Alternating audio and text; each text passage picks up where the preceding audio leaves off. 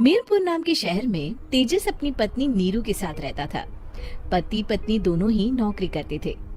एक दिन तेजस गांव अपनी माँ के पास फोन करता है।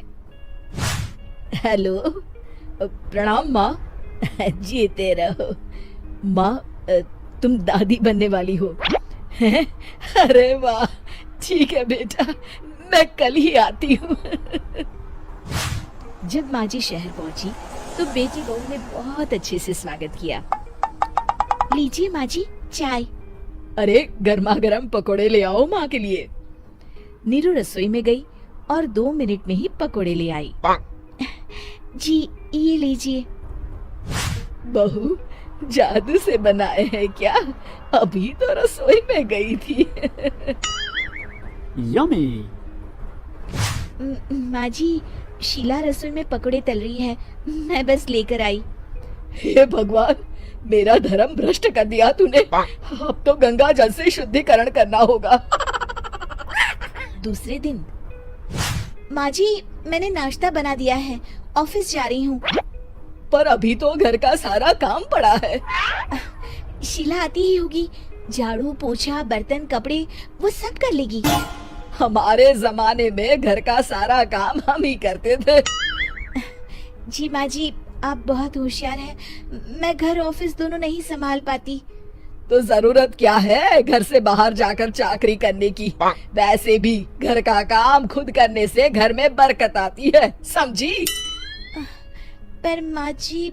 पर वर कुछ नहीं, इस महीने की पगार मिले फिर ऑफिस बंद है। हाँ। रात को नीरू तेजस से कहती है, सुनिए जी, माँ जी बोल रही थी कि मैं नौकरी छोड़ दूं। वैसे ठीक ही तो है, अभी तुम्हें आराम की जरूरत है। फिर भी आराम कहाँ, शीला को छुड़ाने के लिए बोल रही थी। तो अब 24 घंटे में इतना काम तो कर ही सकती हो। पर जॉब पसंद है मुझे, घर पर मन नहीं लगेगा। अगले दिन जब दोनों ऑफिस के लिए निकल रहे थे, मेरी तो कोई कीमत ही नहीं है इस घर में।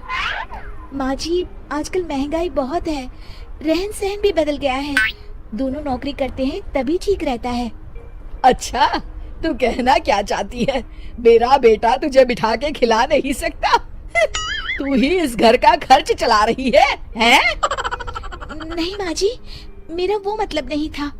मतलब खूब समझती हूँ, ये बाल धूप में सफेद नहीं किए मैंने। हाँ। अब तो ये रोज का काम हो गया था। तेजस भी रोज की झिकझिक से परेशान हो गया था।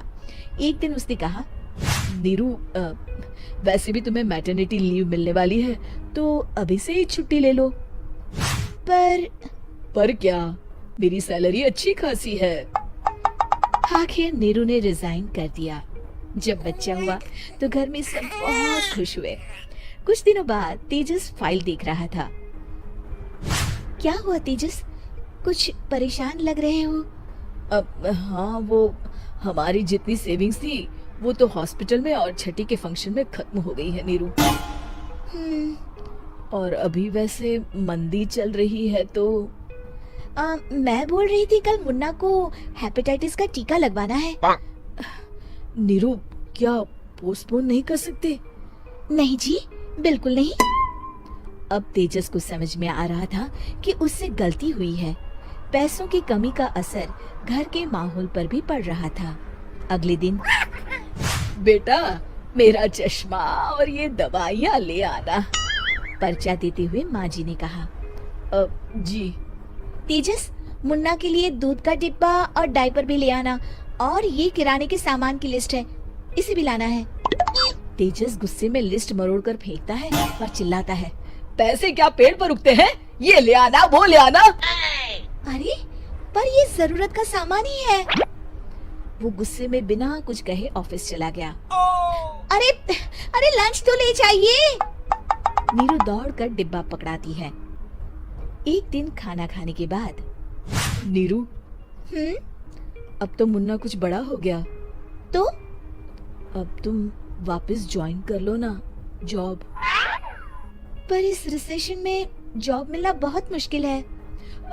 ट्राई तो करो। फिर मुन्ना? माँ जी है ना, और एक फुल टाइम मेड भी लगा लेंगे। पर माँ जी उन्हें तो पसंद नहीं। तभी माँ जी वहाँ आ जाती है और प्यार से नीरू के सर पर हाथ फेरते हुए बोलती है, अब मेरी समझ में आ गया बहू, पहले के और अब के समय में अंतर है। तुम काम शुरू करो, मुन्ना की जिम्मेदारी मेरी। मेरी प्यारी माँ जी। ये कहकर नीरू उनके गले लग गई। शिक्षा, परिवर्तन संसार का नियम है, हमें भी समय के साथ चलना चाहिए। उम्मीद है कि आपको हमारी ये कहानी पसंद आई होगी। कृपया हमारे चैनल को सब्सक्राइब करें और सभी अपडेट्स के लिए बेल आइकन जरूर क्लिक करें। और हाँ, वीडियो लाइक और शेयर करना मत भूलिएगा। Bye bye.